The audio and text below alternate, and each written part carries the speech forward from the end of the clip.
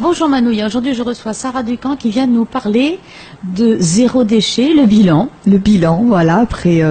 Alors c'est pas un bilan zéro, c'est un bilan top.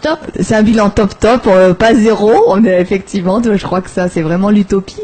Mais un chouette bilan avec au départ 22 familles en liste et à l'arrivée on va dire 16 à 17 familles qui ont poursuivi l'aventure. Et parmi elles, vraiment un gros pôle qui a réduit, on a 65% des familles qui ont réduit de plus de 50% leur poids de déchets. C'est énorme. Et 25% plus de 70%. Alors quels étaient les déchets qui pouvaient être réduits facilement? Alors les déchets qui peuvent être réduits très facilement, c'est les déchets biodégradables, donc tout ce qui est semé dans le compostage en fait. Donc ça, la plupart des familles qui avaient été choisies ne compostaient pas encore, donc on a fait un atelier là-dessus. Et même en appartement, on peut composter avec un lombricomposteur ou bien même du compost classique dans un pot de fleurs par exemple sur la terrasse. Donc on a eu, elles se sont toutes mis au compostage et déjà avec ça, on a au moins 30 à 40% de la poubelle qui réduit. Parce que qu'est-ce qu'on y met dans ce compost? On y met tout ce qui est épluchure de légumes, de fruits, tout ce qui est papier carton, on peut. En fait, faut faire c'est comme des lasagnes le compostage. Il faut faire une couche d'épluchure verte et une couche de sec. Donc soit des feuilles sèches du jardin ou du papier journal. Papier journal, papier filtre café. Papier filtre café, bien sûr, thé, etc. Et voilà. Et papier toilette, non? Si, bien sûr. Papier toilette, on peut le mettre dedans. Enfin bon. Pas usagé, tu m'as fait peur. Non, mais le sopalin, par exemple. Oui, le sopalin. Avec lequel tu t'essuies, tu peux le mettre. Donc ça constitue tout ce qui est sec. Et puis le mélanger avec tout ce qui est donc biodégradable. Alors, est-ce que vous avez on évite la viande et le poisson, même si mais surtout pas. Ouais, voilà. Surtout pas, parce qu'en plus ça attire les bébêtes. Voilà. Déjà que ça attire. Moi j'ai un bon poisson. Au poisson, ça va pour les chiens, les chats. Voilà. Ah oui, mais encore faut-il avoir des chiens et des chats en appartement. Ah oui, en appartement, oui. Donc ça c'est encore dans les déchets, mais bon. Voilà. Alors il faut évidemment des gens qui ne mangent pas que des boîtes de conserve. Ah non. Parce que là, évidemment, ils vont pas réduire grand-chose. Voilà. Bien que la conserve, heureusement, ça se trie à Tahiti, donc ça reste quand même dans une poubelle qui n'est pas la poubelle grise. Là, on a vraiment prêté attention en priorité à la poubelle grise. Ah voilà, ouais, tu m'as fait parce que je me dis comment ils ont fait pour... Ah voilà, poubelle grise. La poubelle grise. La poubelle verte était dans un second temps, bien sûr, c'est encore mieux de la réduire aussi, mais c'était pas notre priorité. Après, ça a été notre deuxième dans les critères de sélection parce qu'on a élu des familles quand même qui ont gagné des petits lots et qui ont été les plus prometteurs en termes de réduction, dans leur progression de réduction de poids des déchets. Donc parmi ces critères-là, il y avait bien sûr la réduction de la poubelle grise et puis aussi un effort sur la poubelle verte. Et je vais vous donner l'exemple par exemple d'un papa et sa fille qui vit en appartement et qui a terminé le défi à 100 grammes de déchets, de poids de déchets par semaine et 0 en poubelle verte. Ouais. Donc, ils ont mangé comme il habite Fa'a et que ça trie pas à Fa'a, il s'est donné aussi comme défi d'éviter d'avoir une poubelle verte, puisque dans tous les cas, ça partait dans la belle décharge. Voilà, c'est ça. Qui après dégouline bien le long des pentes et va dans le lagon. Oui, alors on va pas faire les détails, sinon on va être dégoûté. Donc du coup, voilà, notre priorité c'était. Alors il a fait comment? Est-ce qu'il a changé son alimentation? Oui, il a changé. Il a fait plus du fait maison. Il a plus cuisiné, alors que c'était pas sa tasse de thé. Il a changé quelques habitudes, comme par exemple son café, qui prenait Nespresso, alors très polluant avec ses cartouches là. C'est une honte. Ça, c'est vrai que ça devrait pas exister. Voilà, moi, j'ai du café avec des dosettes en papier. Oui, voilà. Déjà, que je déchire et que je mets dans mon compost. Voilà, c'est ça. Donc. C'est bien, maîtresse, c'est bien. Très bien. Moi aussi, j'ai ça.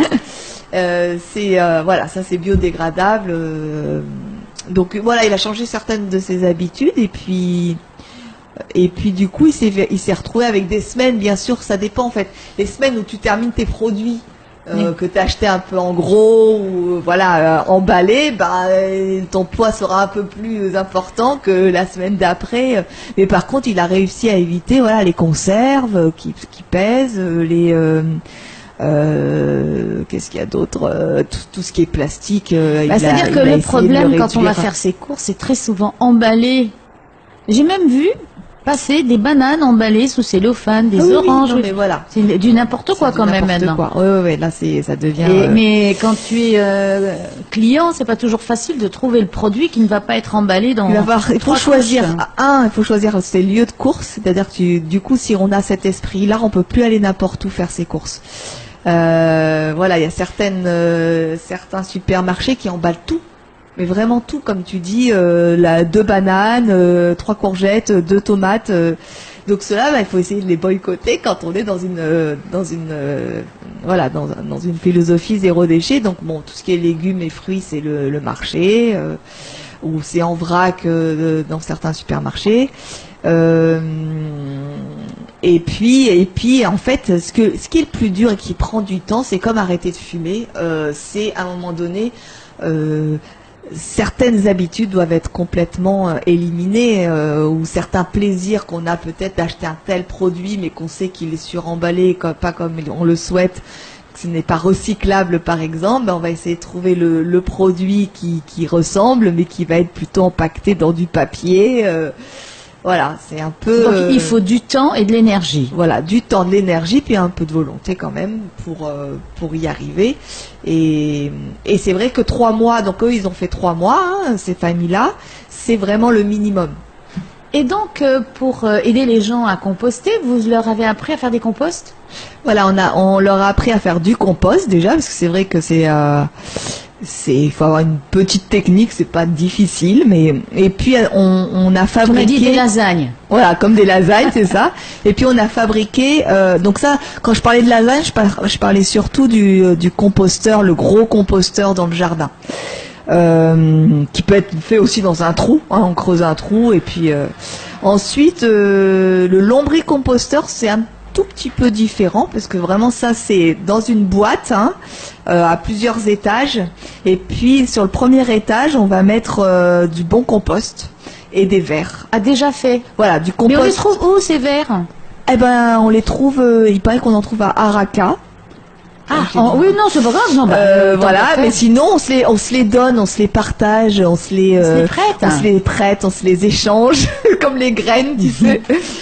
Parce qu'en fait, quand tu commences à en avoir, ils se multiplient assez rapidement et tu peux du coup, t'en prends quelques-uns, tu le donnes aux voisins et voilà. Donc en fait, dans ce bac, il y a ces lombris ces lombris qui sont des gros vers de terre, grands, les longs vers de terre. D'ailleurs, ils mangent que de la terre. C'est ça. Et non, ils mangent pas que de la terre, parce qu'on on va leur donner justement des épluchures de légumes, des. Mais alors, ma question, parce que moi j'ai un gros compost en bois, on met tout, mais il y a dedans, il y a des cancrelats, des cafards et des sans-pieds. Alors mes petits lombris qui risquent pas de se faire dévorer? Ah oui, si. En fait, c'est fermé. Là, tu me parles d'un composteur, un gros composteur qui n'est pas fermé, que tu mets dans le jardin. Oui, voilà. Donc là, c'est pas du lombricompostage. On peut pas les mettre, ils vont se faire dévorer. Non, là, ils vont se faire dévorer. C'est pour ça que... on vient de sauver des lombris. Voilà, c'est ça. C'est pour ça que le lombricomposteur, c'est vraiment dans un bloc fermé. Il y a quelques aérations, mais qui sont protégées. Parce que le but, c'est qu'il n'y ait pas justement des mouches pondeuses qui viennent, voilà. Oui, ou des prédateurs. Des prédateurs, voilà. Donc c'est vraiment... protégé en fait. Un sans-pied comme ça, oh là. Oui, dans les miens aussi, et dans le mien aussi il y a des sans-pieds. Non mais là c'est les gros, là c'est ceux-là il y a plein, ça vit à l'intérieur. Oui, quand tu soulèves, oh excusez-moi. C'est ça. C'est voilà, tandis que le lombricomposteur, déjà ce qu'on met à l'intérieur normalement on doit le découper. Parce que si tu mets des gros morceaux de... Donc c'est bien pour un appartement. Voilà, c'est très bien pour un appartement. Par contre, voilà, quand on met dedans, tu as une petite phase où l'idéal c'est de pré-découper, de découper les petits morceaux. Donc il faut du temps. un peu plus, voilà, ça demande un petit peu plus Voilà, de et temps. puis il faut pas être une famille de 15 personnes avec... Voilà, sinon tu leur donnes trop à manger, ils vont, ils vont grossir. Attention, obésité chez les gens. J'imagine, c'est... Mon Dieu, une manette. Là, ils digèrent très vite et c'est ça, c'est qu'ils digèrent très vite et ça fait, en fait, on récupère ensuite un jus. On récupère pas du compost, enfin, un jus de compost. D'accord. Comparé au composteur dans le jardin où c'est de la terre directement. Là, on va récupérer un jus. Voilà. Qu'on mélange après avec de... Voilà. D'accord. Et les gros trucs en bois, vous apprenez aux gens ou ils vont se les fabriquer? Oh ben ça c'est très simple, c'est un cube en bois. Hein. Il y a rien de compliqué en fait. C'est un cube en bois. Le mieux c'est quand même de mettre un couvercle ou une bâche dessus. Et puis voilà. D'arroser de temps en temps. Voilà, et d'arroser de temps en temps. Alors, ce projet, il va continuer? Comment vous faites? Vous allez suivre encore les familles ou... Alors là, effectivement, il s'est donc terminé fin mars, donc avec vraiment de chouettes scores. Donc moi, j'ai fait un petit sondage de fin de défi aussi par rapport aux familles pour savoir si elles étaient heureuses d'avoir participé, qu'est-ce qui avait été compliqué, du coup, est-ce qu'elles allaient continuer le défi après, du coup, ce projet-là. Et 100% m'ont répondu qu'elles allaient continuer leurs efforts. En tout cas, elles sont maintenant dans cette optique-là et elles vont continuer. Moi, ils font des émules un petit peu autour d'eux? Oui. Oui. Elles en ont beaucoup parlé autour d'eux. Elles ont des amis qui commencent à s'y mettre et puis surtout, c'est vrai qu'on a eu quand même un bon relais médiatique au niveau de notre partenaire TNTV avec de chouettes émissions. Et notre page Facebook, enfin moi je suis étonnée en fait de l'émulsion qu'il y a eu autour de ce projet et à chaque fois que je croise quelqu'un que je connais pas forcément, ah c'était chouette. Donc oui, moi mes perspectives c'est qu'on continue, que cette forme-là de sensibilisation, c'est une sensibilisation citoyenne. Voilà. Et le fait d'être ensemble, d'être suivi, de se rencontrer, tout ça fait que finalement ça donne une impulsion. Voilà. Maintenant, bien sûr, faut que cette impulsion reste et que ça fasse pas un flop alors que le projet se termine.